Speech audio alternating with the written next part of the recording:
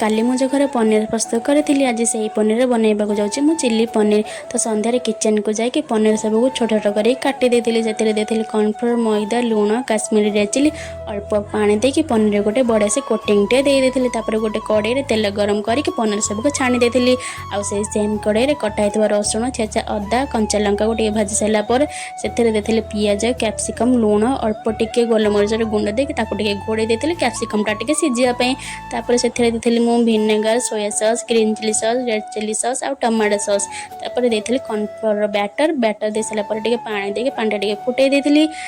से देती छाणिकी रखी पनीर सबको पनीर कलर टा लाल देखापी मु काश्मीरी लंका गुंड को पानी टे मिक्स करके देती अल्प टिके चीनी देती मु बहुत सारा कटा धनिया पत्र आपण मानक मो वीडियो केमती कौन लगुच कमेंट माध्यम निश्चित जनइबे मोर रेडी है चिली पनीर।